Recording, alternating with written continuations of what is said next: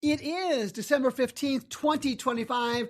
Time for the final This Week in College Viability News and Commentary podcast for the calendar year 2025. Hi, everybody. Gary Stocker back in front of that Blue Yeti microphone that I use each and every Monday for all the podcasts that I do and all the shows that I do as well. This is the final podcast. And of course, it's the podcast that talks about the financial health and viability of public and private colleges with data and with details and with perspectives offered nowhere else. This week, we have lots of layoff and cutback stories. And believe it or not, we have a college without a library. This is a Bloomberg news story I was quoted in, I believe it was last week. And that is the position that Albright College has found itself in since 2019, 5+ years without a college library. College bankruptcies are coming. Interesting take from both a reporter and a writer on that angle. And the higher education market is adjusting. The case in point is Colorado Governor Jared Polis wants a merger of the higher education and labor departments. And I've got some stories to show that's a trend as well. To layoffs, cutbacks this week. Oklahoma regents vote to cut 41 low-producing academic programs. The state coordinating board also moved to suspend 21 other programs across Oklahoma's public institutions. Laura Spitalniak at Higher Education Dive had this story last week on December 8th. 41 programs, 21 more being looked at. They were looking at 360 low-producing offerings. And again, this ties into what I've talked about before. We've seen it in Ohio, Indiana, Texas, and other places.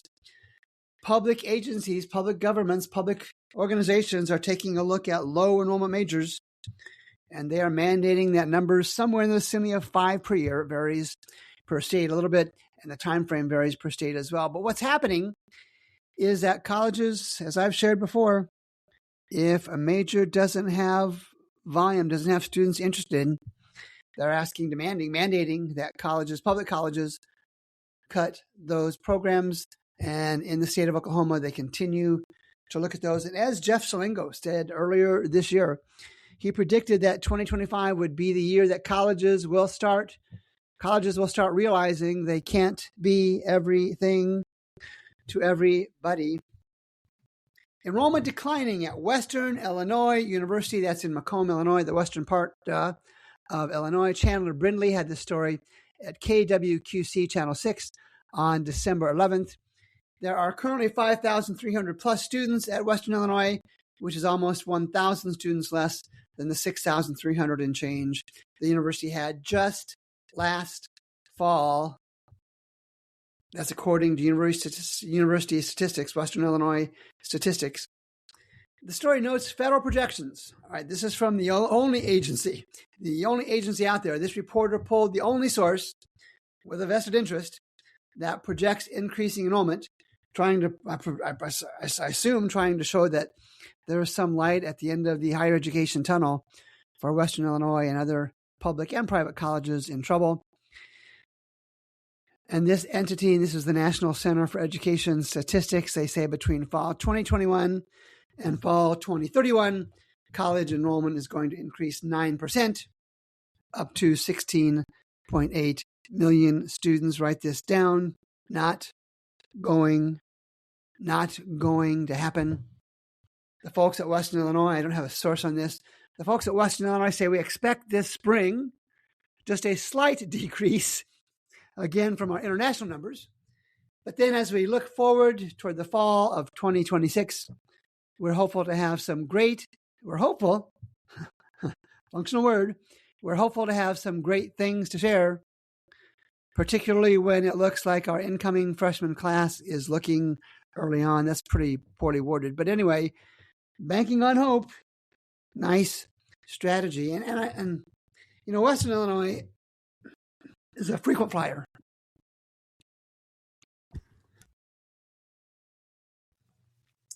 Western Illinois University is a frequent flyer on the podcast. And while I will never predict a college closure, just too tough to do. I'll tell you when a college is in trouble. I'll tell you when they're being silly. I'll tell you when they're making things up. Western Illinois, Western Illinois could end up being the poster child for a public college that just has too much going against it. And politics aside, if that's possible, they're not in a good situation. Martin University. This is in Indiana. The university announced on December 9th that it would pause operations with no plans to reopen. Okay. And this story is from Mirror, India. Try that one more time. Mirror, Indy. Claire Rafford had the story on December 10th. And I think I had this pause / closure on the show last week. And when this happens, there are always follow-up stories like this.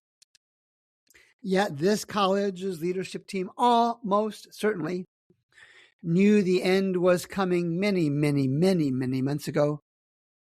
And I understand they just can't say that, because to do that would be essentially a self-fulfilling prophecy when the word got out. So students and parents and others, look at the financial health. That's why I'm here. Look at the financial health of colleges you are considering. The tools I provide at College Viability, and now the new My College Viability, clearly show which colleges, mostly private, are financially risky and which are less so, which have some financial stamina. And there was one student that I felt for. One student spoke to another college about transferring. This is from Martin University. And she learned she'd have to stay in school for an extra year. Okay, we've heard that before. So this student at Martin University announced a pause last week with no intent to open, or no notification opening. So she's thinking she might just bank on this college, Martin University, reopening again soon. Sad that students are put in that position. And no doubt that a college pausing or closing is a trauma. I've talked about this before, is a trauma for all involved. Yet even at this late stage, pausing enrollment, pausing operations, Martin University, as do others, Martin University continues to lead students to believe that the college will stay open and survive. Let's go to Guilford College. Guilford College comes off accreditor probation after budget cuts. Ben Englesby had this story at Higher Education Dive on December 10th. And once again, the creditor, in this case, it's the Southern Association of Colleges and Schools Commission on Colleges. I believe SACSOC is how it's pronounced. It releases a college on probation. It releases a college on promises, on the college's promises to do better. No actual documentation they're doing better. No consistently long-term documentation that they can do better. So Guilford, this is a story from quote from Ben's story. Guilford has since turbocharged its fundraising, doubling last year's number of alumni donors in just 4 months. The president of the college, Dr. Bordowich, I believe, the college has received $7 million in unrestricted donations for the first third of fiscal 2026. That would, I guess, would be August, September, October. More than 66% of its goal for the full year. For the calendar year 2025, this college, Guilford, has received $12.6 million in unrestricted cash, nearly 5 times what it had last year. All right. I will accept that these are actual gifts. Somebody wrote a check, gave them the check, and not just commitments. Sometimes colleges kind of finesse that. Is it a commitment or is it an actual gift, cash in hand? But even if every one of that $12.6 million is cash in hand, this begs, I believe, a fair question. The question is Guilford a college that can successfully run on operating revenue, tuition, and fees? Or is it a charity case dependent on gifts? And sure, they raised more gifts this year. I'll stipulate that. So be it. Is that sustainable? And is that the type of college where you would want to send Is that the type of college where you would want to send your child? To the data briefly, enrollment down 30%. Four-year graduation rate less than 50%, 2016 to 2023. Tuition revenue and auxiliary fees are down 20% in nominal terms, not adjusted for inflation. You adjust that net tuition revenue and auxiliary fees for inflation, down 38%. Net income margin, don't tell anybody, we call it profit, has plummeted since 2021. They're sitting on more than 60 million in debt. Most of the prior endowment is restricted now. They may have gathered unrestricted gifts this year. And the money they're taking out of that endowment has been really high for the past 5 years. And that endowment has been flat because they've been taking money out of it since 2018. And how many times have I and others noted that there are too many colleges in this country? Why do we continue to let accrediting agencies engage in year-round mercy accreditations for colleges that do not and almost certainly will not be able to provide a quality college education where students actually graduate and can earn incomes and grow careers that benefit themselves, and any families they may start and grow? Christian Brothers University, also off probation, also from SACSOC. I did a quick look at CBC, Christian Brothers College out of Tennessee, and at quick glance, they don't appear to have the long list of financial issues that Guilford has. If you have specific questions about Christian Brothers College, drop me a note. I'll be glad to answer those for you. That's Gary at College Viability, Gary at College Viability, one long word.com. College of Idaho. It shifts resources coming with layoffs. This is from Ryan Suppi in the Idaho Statesman on December 8th. The College of Idaho is eliminating 3 undergraduate majors and adding 6 new programs amid some creativity here, amid a shift of resourcing. Okay. This is from the Chief Executive Officer at the College of Idaho. Starting next fall, the Caldwell base gets us Idaho.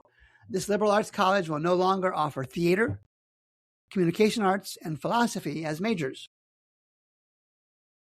They will be replaced with new undergraduate majors in biochemistry, in finance, and criminology, and 3 master's degrees, data analytics, exercise science, and accountancy. I'm sure somebody in the state of Idaho has researched those, and that's what Idaho needs.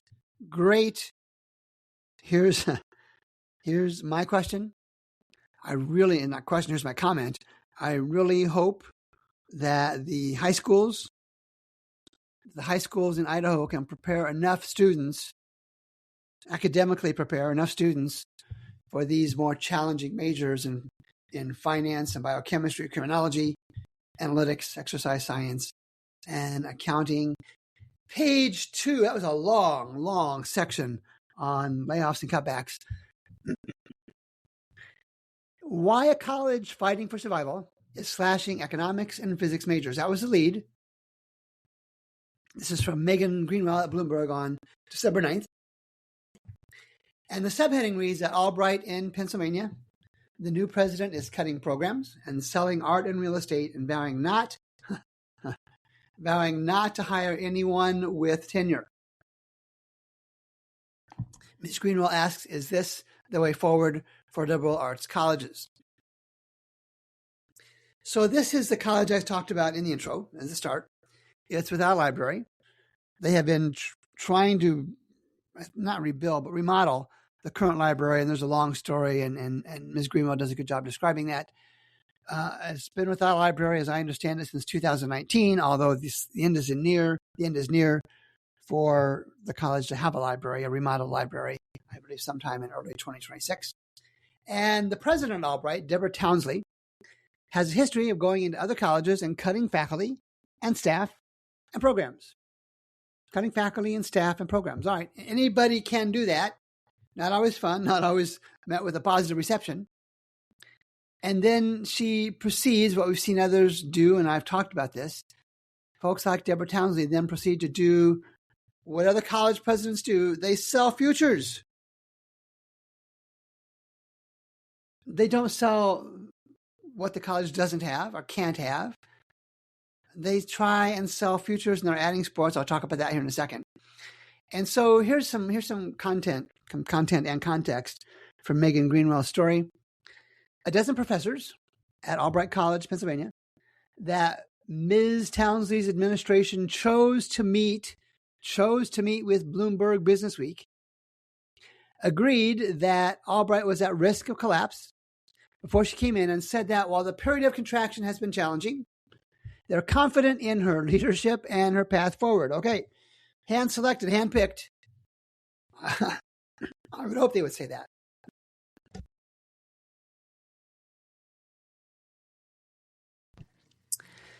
Other faculty members at Albright mostly didn't respond to interview requests or declined to comment on the record, citing Deborah Townsley's request that they not speak to the media without permission. Well, sarcasm alert. Well, it's good to know that transparency is alive and well at Albright College in Pennsylvania, and they continue to grow sports teams. And I think I had this on a podcast earlier. For example, they have 68 players on the baseball roster. Now, I'm guessing most listeners to This Week in College Viability have a basic enough understanding of baseball that you get 9 players. So 9 times 6 is 54, 9 times 7 is 63. They have enough players to field 7 individual teams at once. And only a dozen or so, maybe 2 dozen, can even travel to away games. I don't know what they do for home games. The football squad has around 120. You can play 11. She says, Ms. Townsley says, Dr. Townsley, I guess, says the number could grow to 140.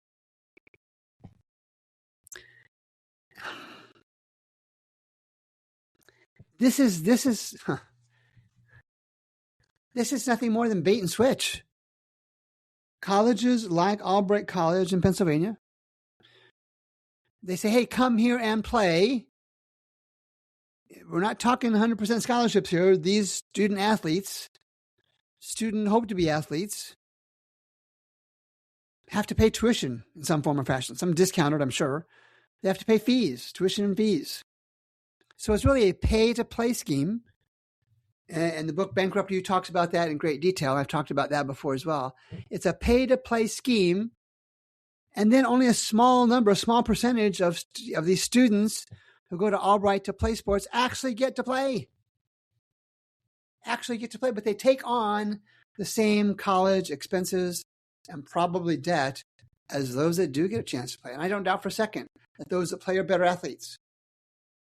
But I do worry that colleges like Albright are preying on folks who want to do college sports, and they're not getting the chance to play, but they're paying and not even getting the chance to play. Moving on, the price of waiting too long to close. This is just another affirmation. Anna Sillers had this from the American Council of Trustees and Alumni on the forum newsletter, I believe, on December 10th. And the essence of this is a follow-up on the higher education dive story about Limestone College's closure. Their announcement was earlier this year. And I only bring this story up as yet another reminder that in today's higher education market, past is prologue in almost every case. Colleges like Albright and Webster University and others I've talked about on the podcast can shout recovery from whatever high mountaintop they can get to. And they're doing it based on internal data, not on audited financial statements, not on tax statements. The market dynamics are such that these proclamations of financial recovery are not the proclamations from these colleges that they've recovered are not the same as actual recovery.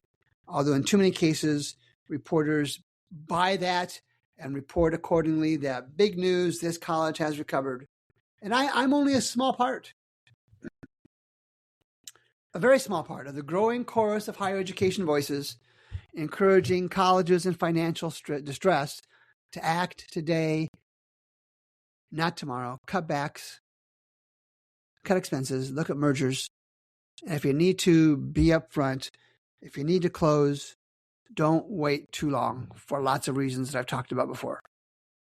And as I look, and I regularly, as you know, look at the financial health of colleges, it's already too late for too many, and they don't know it or they're not going to admit it. They don't know it or they're not going to admit it. And when we look back on this consolidation era of higher education, it is almost certain that we will be able to readily identify those colleges, mostly private, that waited too long. Page 3, college bankruptcies are coming. Now, interesting title. And the subheading on this is from Holly Robbins on December 3rd in the Chronicle of Higher Education. College bankruptcies are coming. The subheading reads, chasing an idealized past has undermined higher education's present. Now, Ms. Robbins referenced Joshua Travis Brown's book, Capitalizing on College, How Higher Education Went from Mission-Driven to Margin-Obsessed, released earlier this year.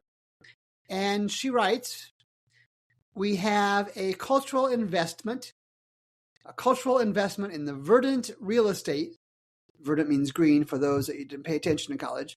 Verdant real estate where students spend 4 years to learn to think and to find their passion. They have a winning sports team, sweatshirts with logos, formal pageantry, and a vibrant arts and activism culture. The bottom line is, she continues, this is an important distinction, and this is very well thought through from both Ms. Robbins and Mr. Brown.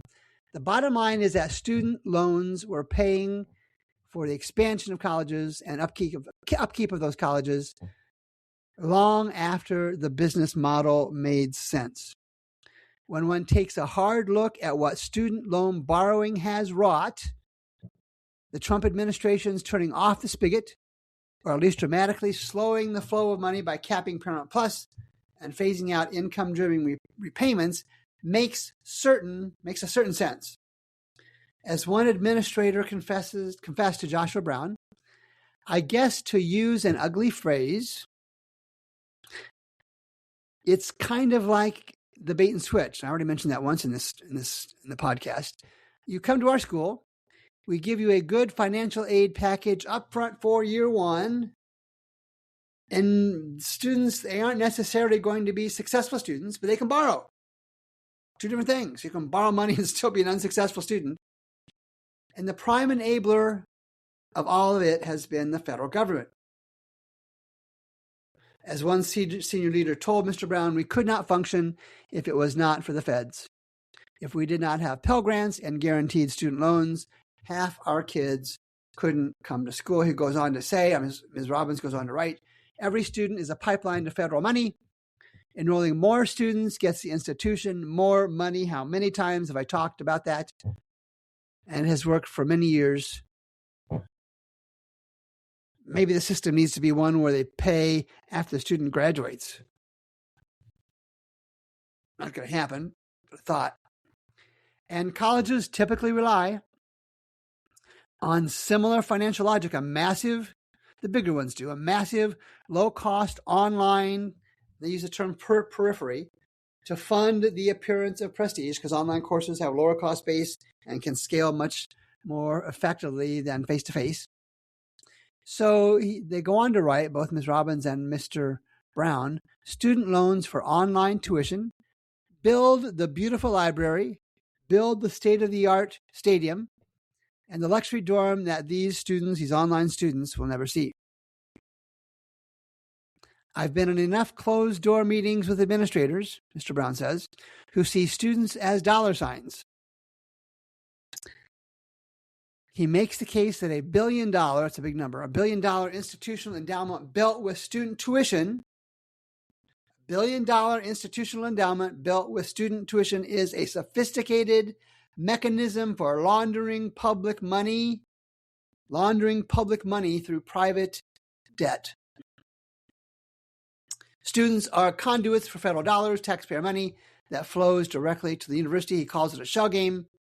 It is the government, not the students, who are the real philanthropists here. And the federal loan system, as I've shared and others have shared, the federal loan system provides guaranteed revenue with virtually no institutional financial risk. Now, Ms. Robbins and Mr. Brown are both addressing what I have shared for years. The reporter and the writer, Ms. Robbins and Mr. Brown, take a different look at the higher education industry, different perspective, different angle than I do. But let me read this section again. $1 billion institutional endowment built with student tuition is a sophisticated mechanism for laundering public money through private debt. Students are conduits for federal dollars that flow directly to the university. It's a shell game. It's a shell game. That, friends, is not a good look for higher education. Page 4, Colorado Governor Jared Polis wants merger of the higher education and labor departments. Jason Gonzalez had this story at Chalk Beat, Colorado on December 10th. And let me read from Mr. Gonzalez's story. A plan from Colorado's governor would end Colorado's higher education department in its current form and create a new agency that would merge the function of the state's higher education, labor, and other departments in a bid to strengthen workforce development. All right, logical enough.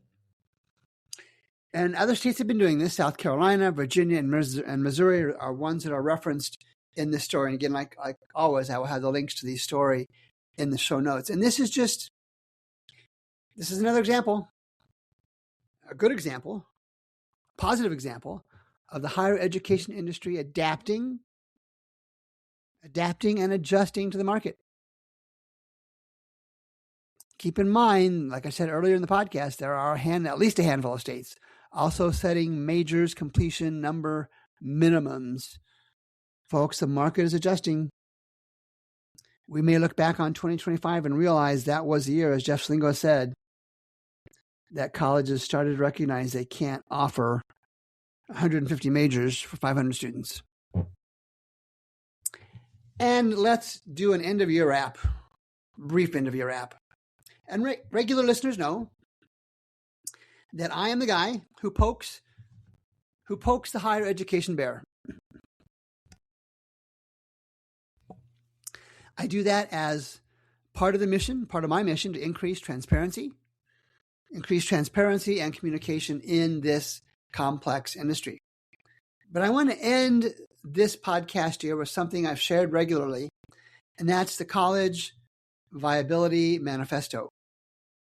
It is my succinct take on the value of a college degree and the evaluation priorities families should focus on when making a college decision. The College Viability Manifesto, number 1, college is good. College is good, really good. Go if you can.